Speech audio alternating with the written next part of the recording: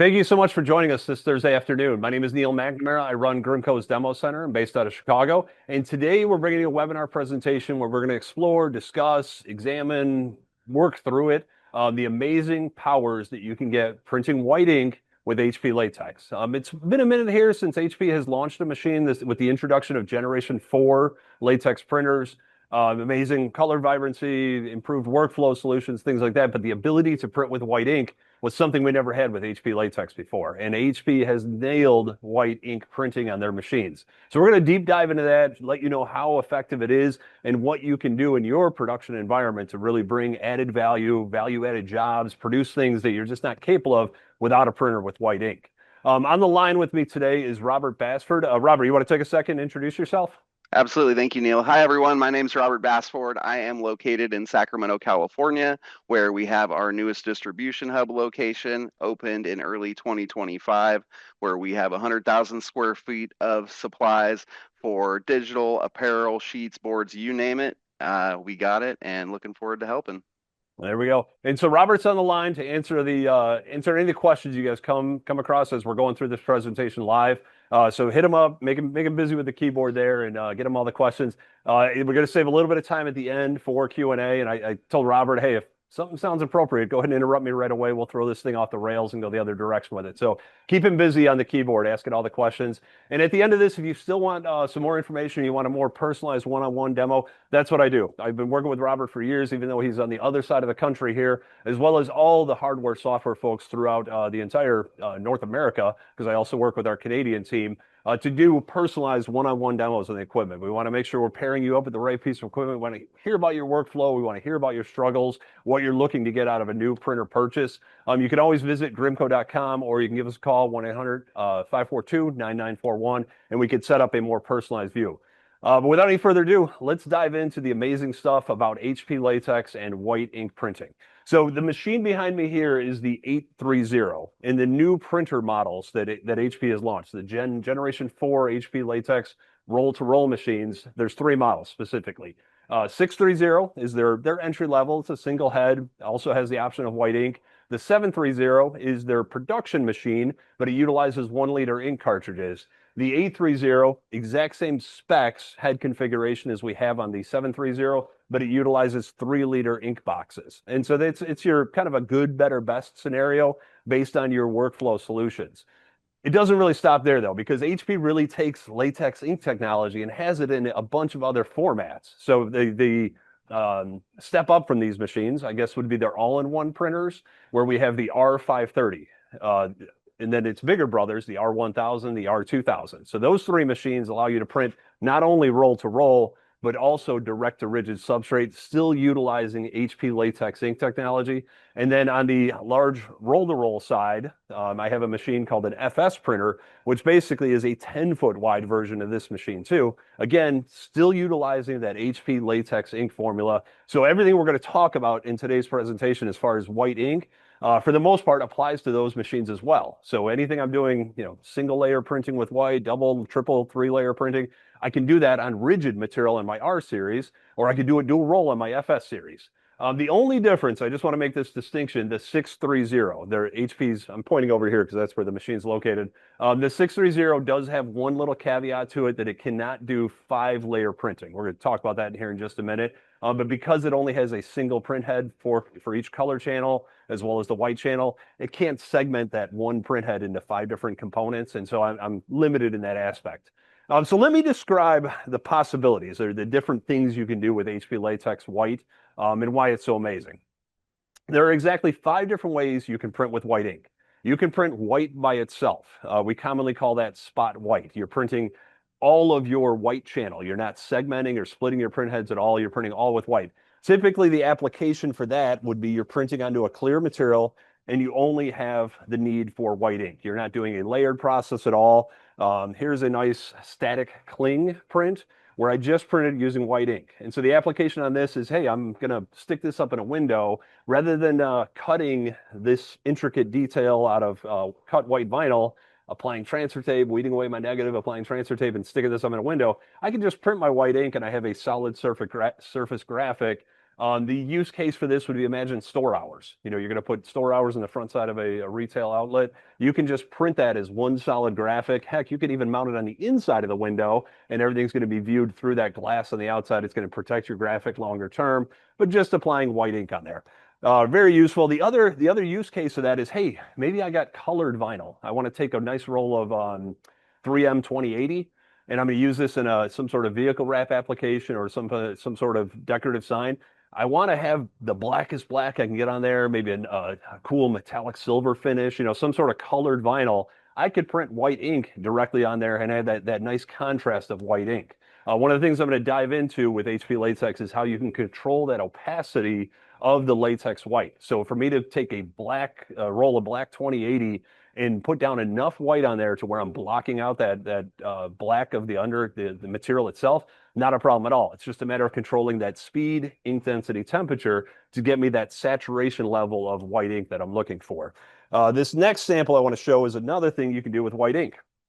I'm basically using my white ink as an underbase. I wanted my text to be nice and readable. I wanted that gradient on here. Even though I'm printing on our Brightline Wow, this holographic film, I wanted my printer pictures to look nice and clean. And so I underbased those images with white ink. I had some white ink printing by itself as well here, but I designed this file so I could have kind of white as an underbase to block out that holographic reflective look, but then give me a very easy to see image on top of there.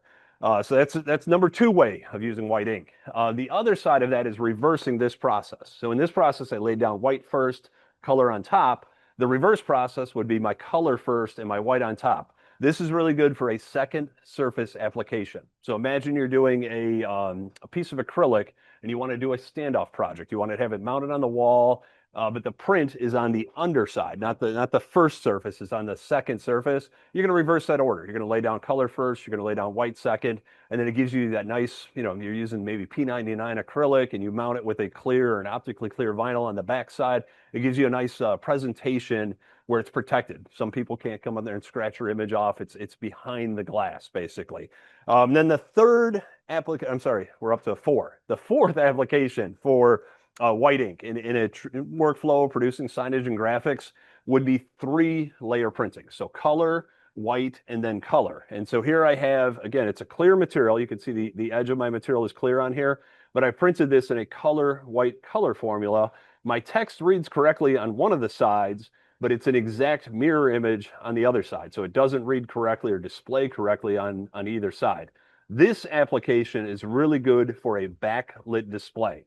So during the day, when the sun is shining on it or my lights from my demo center are shining at it, it looks really nice. But at nighttime, when I have light shining through it, I have light coming from behind, it doesn't wash out that image because the lights are too bright. That bicycle is going to look just as red, whether it's being viewed during the daytime or light is shining through it. By printing color, white color on a clear material, I have a double strike of color going on there where the white layer acts as a diffusion layer to kind of dissipate that light and give me that nice color vibrancy.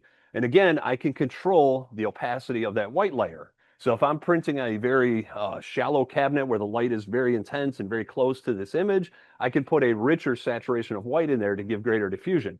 I can even control the opacity of my colored inks too. So through creating the profile combination, I can have different opacity for my daylit as opposed to my backlit side of it. And that really opens up that possibility to create just that customized look to it. A lot of times, folks that are printing backlit displays without having white ink on there, they're kind of, I don't know, hamstrung or stuck to oversaturating the print during the daytime just so that when they light it up at night, it doesn't look washed out. So with HP Latex, you get kind of the best of both worlds, being able to control your backlit for the exact application or lighting scenario you're trying to put it in. Whether this is a monument sign, maybe just graphics that it's going in a hallway or an outside window that has lights during the daytime. Lots of different applications. Menu boards, you're putting it inside a lit up menu board, and that has a different lighting scenario than what you would have for a monument sign. So lots of great control on that. And then the other really cool application I have for 3-layer printing is window perforated window graphics. Now you wouldn't need to do it on a traditional window perf, which has a black back vinyl and the holes punched through the vinyl. But with HP Latex, I can print the window perf pattern. And so here I have a clear, solid surface material. Again, it's clear through and through, but I was able to print that perforated pattern by combining two different layers, my color layer on here with my Grimco logo, and then a black layer on the backside with a white diffusion layer so that this white looks good when it's daylit, but it's giving me that one-way vision look. Again, really beneficial part of this is I now have a solid surface graphic. It's less prone to the weather, the elements, the long-term use outside. I could even mount this on the inside of a window. Storefront graphics with a window perf are typically mounted on the outside. That's what lets the one-way vision aspect work. I could mount this on the inside of a window, still have that perforation that's giving me that one-way vision, but from the inside, you're still seeing through. I preface all of that. Sounds really awesome. Do some testing because a little bit of it is playing around with the scenario, the application scenario you're looking for. One question I get from customers all the time is they want to be able to put perforated window graphics inside of buildings. I have a door over here that leads out to my warehouse. They want to have that one-way effect where I can look out and see things, but they can't see in.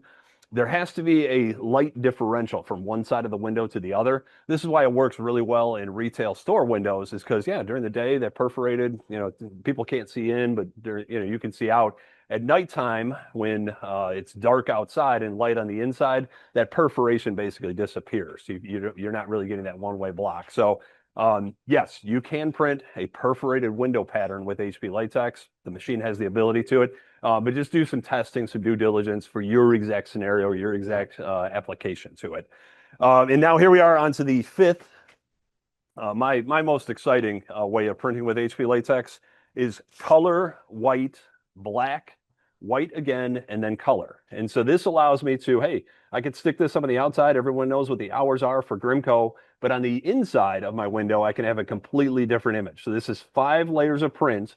I'm able to segment those print heads and print with enough opacity to where that Grimco logo looks nice. It can be red. It's a block out. You're not seeing the image underneath it. But then at the same time, on the reverse side, it's the exact same or a mirrored image, different image front to back. So long as it's the same symmetrical shape, it carries that same symmetry from front to back, I can have a completely different image going on front to back. So again, that application, second surface, I can stick this up on the inside of the window. This is my sticky side of it, but I have a different image showing on this side.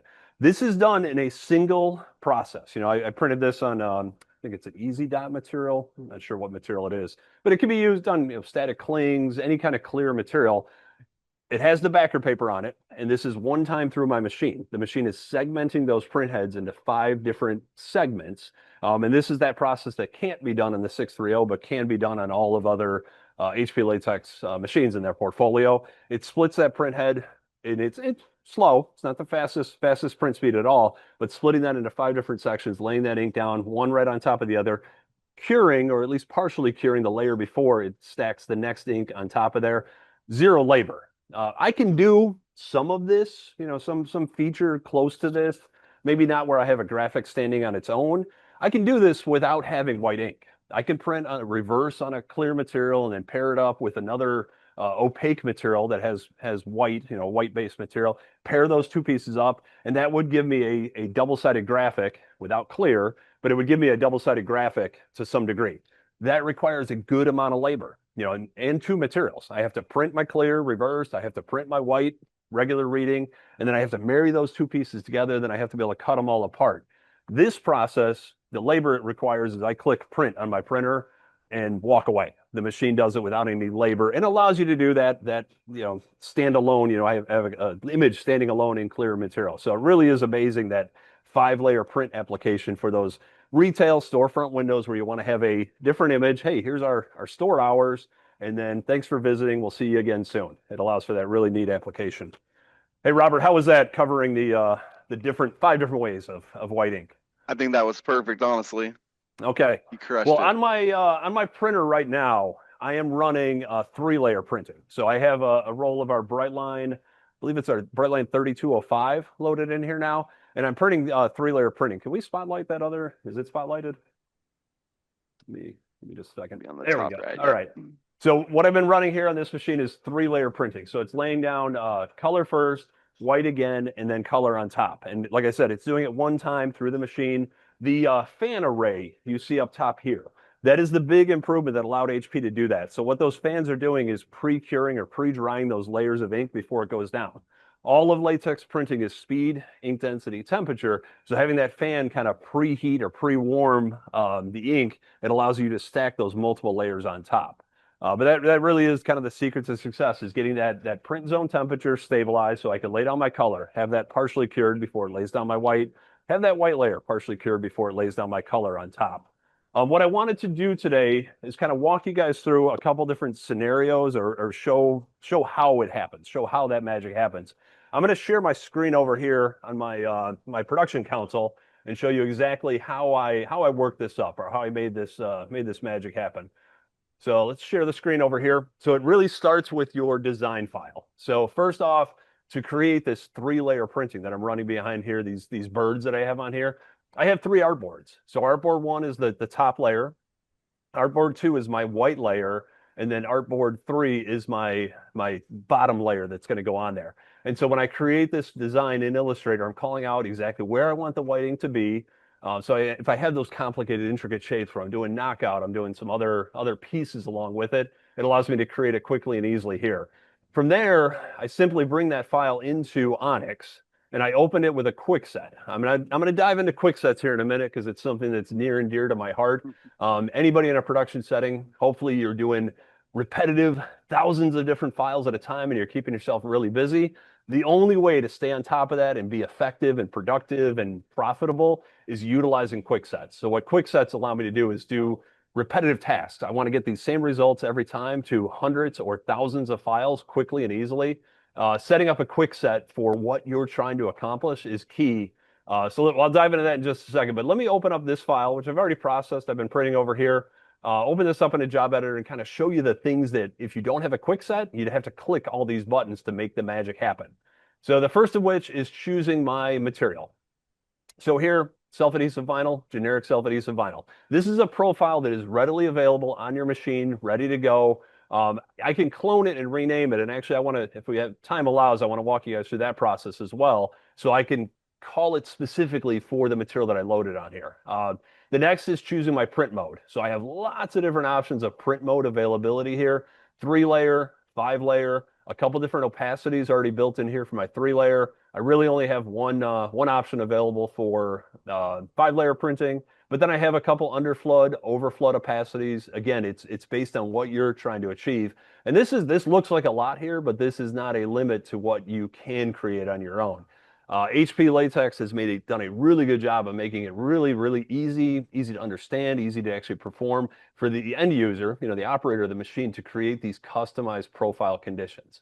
If you always keep in the back of your mind that speed, ink density, and temperature are the key factors, it's really easy to walk through and create a customized media profile that will work for your specific material. But essentially, it all begins with a generic self-adhesive vinyl profile. Maybe these settings work for me perfectly for what I'm trying to do, and I don't need to make any adaptations whatsoever. But then, you can always drop in something else to tweak it just a little bit more, get a little bit further going along there. So let this thing render itself down here, and then we're gonna send it back to print. But I want you to see what this looks like coming out of. Every time I broadcast, the computer moves a little bit slower. All right, let's hit print right here. And so the quick sets, let me do that while the machine is rendering down here. So I can, while the machine is active and doing stuff and printing even, I can edit my quick set. So by clicking here, it gives me access to my entire quick set list. This machine comes with, or the driver in Onyx comes with these quick sets already defined out in here, but you can't take them as gospel. You've got to examine that quick set and see what it looks like. It definitely is something you want to spend a second kind of educating yourself on how it works. But let's examine the quick set I used for this file. So it was 3-layer, color white color, same AB, which means I'm having the same image on the front side as I do on the back side. So if I click on that, hit edit, there's 2 changes I needed to make to this quick set to have it work with my artwork and my workflow. So first thing I needed to do was turn this on, print using multiple print layers. Obviously, I then selected what cutter I want to cut it on. I could have done my Suma F series, Graphtec, whatever I have on there. There's a cut path on these bird prints here, and so I turned that on. And then the last thing that I needed to change with this quick set to make things work correctly is under print options. Under color white color, the gear icon I have for color white color printing, I needed to turn on the use spot layer colors on here so that it read my 3-layer or 3-page artboard that I created in Adobe Illustrator, so it reads all of that correctly. So now I've made those changes or my modifications to my quick set to where it'll work with my design file in the workflow that I want. The really neat thing is you can always edit. If I'm printing, I'm doing things, maybe I got multiple printers going on, I can always edit quick sets. So I have a nice little quick set up here all the time for Kiss Cut. I have multiple cutters here in my demo center. I had this set up last time to print on this material at this pass mode, cutting on my Graphtec. But if I wanted to switch that and change it to my Suma S3, it's just this was a simple matter of going there and edit it. I'm a huge fan of quick sets because it avoids that having to repeat a job. Now that a quick set is set up, all I have to do is go File, Open, make sure I'm applying a quick set to it, and all that stuff will happen. So let's use another quick set on here. We use the same AB because I had the white layer designed in my file. I'm going to use my auto white flood here, and I'm going to open up a file that doesn't have white called out in it. Let's see if I got one here. Just a second, customer samples. Here we go. Oh, this is one of my favorites. I'll use this one here. So I have a yard sign that I always like to run. Got a couple of them sitting at home, but it's a yard sign file. Maybe this is an example, it's 24 by 18 or so. Maybe this is an example of a project where I'm going to do a second surface mount onto a piece of acrylic. So with that job there, it's going to auto apply. You see the green layer that applied on here? It auto applies that white flood fill. I didn't have to add or add that white on myself. It happened automatically on here.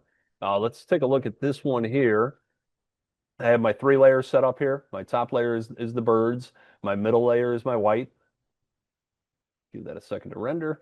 Boom, my white layer in there, tracing those birds. That's that second artboard of my Adobe Illustrator file. And then my 3rd layer is my color again. Let's put that job on pause and take a look at that other job that I ran here. And now here we have it. It looks great. My image is the way I want it to look. It added that auto flood fill in there for me automatically. And now when I examine those layers here, again, same thing. This is layer 2 is a full flood fill, and layer 3 is a mirrored image. So this would be, again, I want to stick this on a window. I want it to look good during the day, but then it's backlit or it's part of a menu board. I want to have it backlit. So really easy to work with. Let me open up another file here, and I want to show, let's just go with that same. Actually, this will be a fun one. We're having an open house, and I'm going to open this one in Job Editor because maybe I'm not sure what the quick set is here.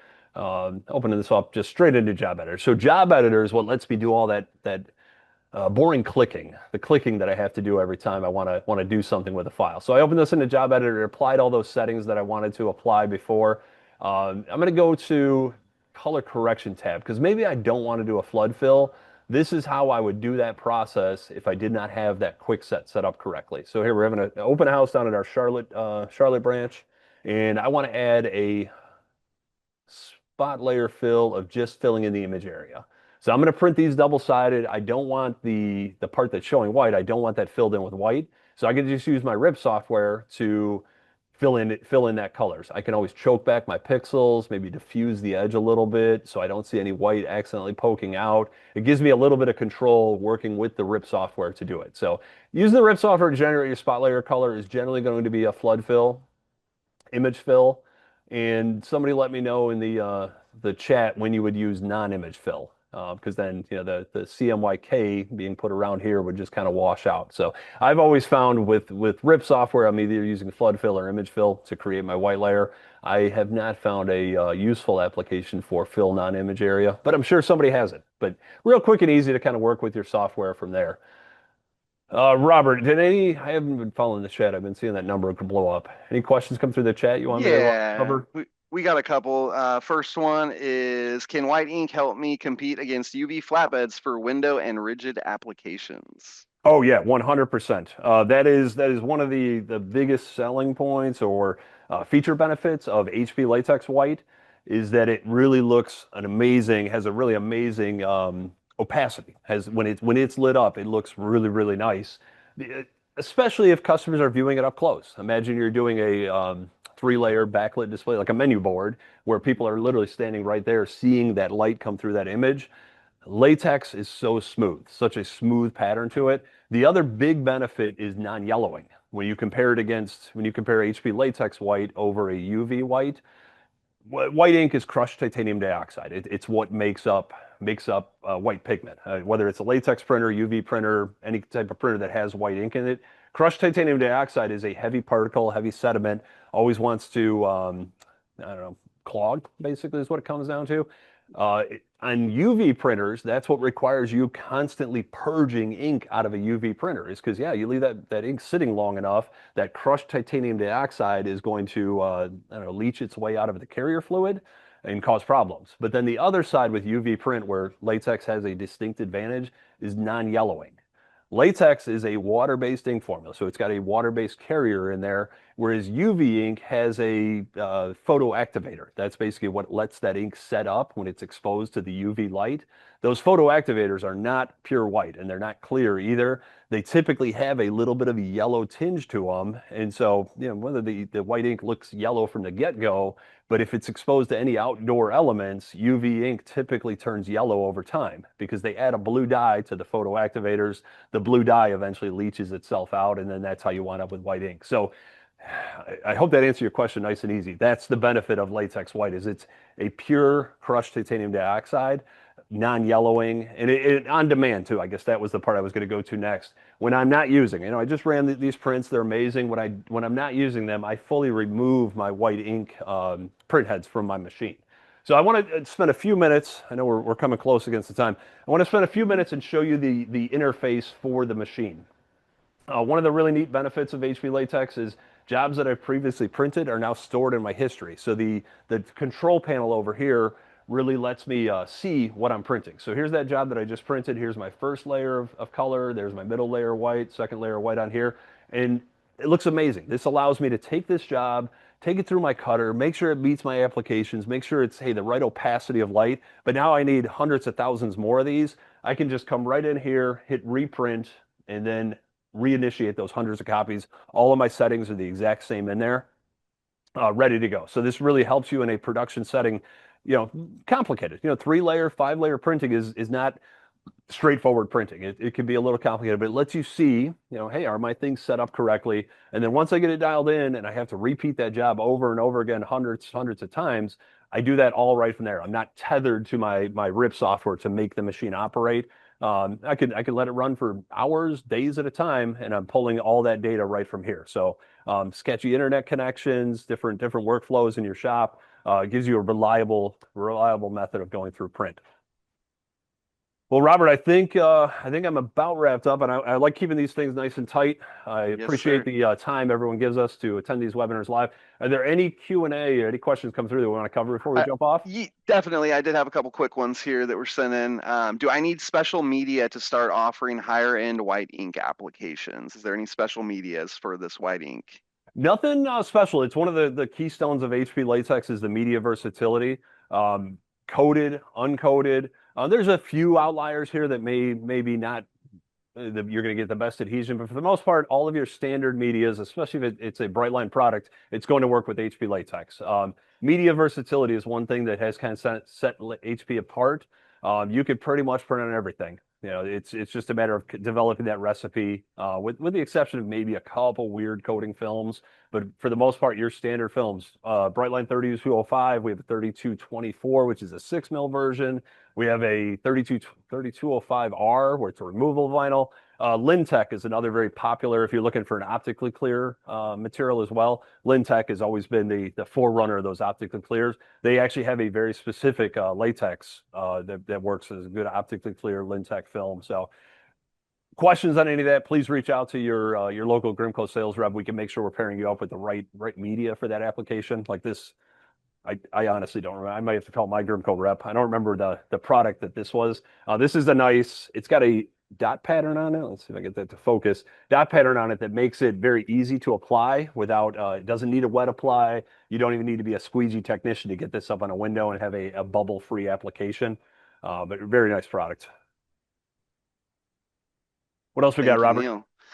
I have one other quick one I think we can squeeze in time, and it's what's the typical, no, how often do white printheads need to be replaced, and what is the expiration difference Okay. between The non-white inks and and yeah. regular? Yeah. No, Yep. I'd love to cover that. Print head life on the machine. So the HP has user replaceable print heads. It's a really unique system that HP has that allows you to replace the print heads yourself. The warranty is 1,500 milliliters. The expected life is somewhere between 6 and 8,000 milliliters. But it doesn't mean at 8,000 milliliters your machine's gonna be like, no, time to change the heads. If you're maintaining a machine, using it appropriately, and treating it well, they'll last a long time. The machine has a internal monitoring system that cleans the print heads as well as monitors the health of those print heads. And so, yeah, typical usage 6 to 8,000 milliliters. So to put that in perspective, with white ink in there, about every 2 to 3 times you change your ink cartridge, you might have to replace a print head because it's all about how many milliliters fire through that print head. But the print heads on these machines are very reasonably priced, but that gives you kind of a reasonable expectation. The beauty of user replaceable print heads in a production machine is you're not stuck at the mercy of a technician to come out and replace a print head. You got a job due at 4 o'clock and a print head goes out at 2 o'clock. It's a 2 minute process to change that print head, quick calibration, and you're back printing. That's the beauty of user replaceable print heads. But yeah, as far as white printing, the print head warranty is the exact same. The expiration of the ink, my ink inside my regular color channels, typically you have about 2 years from manufacturer for the ink expiration date. With white ink, it's a little shorter. They do require you, or your warranty of your heads will expire if you have your ink in your machine for more than 6 months. So 6 months installed in the machine, you got to use it. So that's the big thing. If you're getting a white ink printer, make sure you're using that white ink printer. Come up with those creative ways of utilizing it or selling those jobs to your customers because it is a use it or lose it. Although the machine is self-maintaining, doesn't dump white ink when it's not using it, if you keep it inside your machine, it will eventually expire. Awesome. Thanks, Neil. Really appreciate that. All right. Well, incredible. Robert, thank you for jumping on the call. I really Thank appreciate you. everybody jumping on this webinar with us this afternoon. We work really hard to bring you guys valuable content. All right, Robert, thank you so much for Awesome. joining me. Thanks so much, Neil. Really appreciate it. We look forward to that webinar next month. All right. We'll see y'all.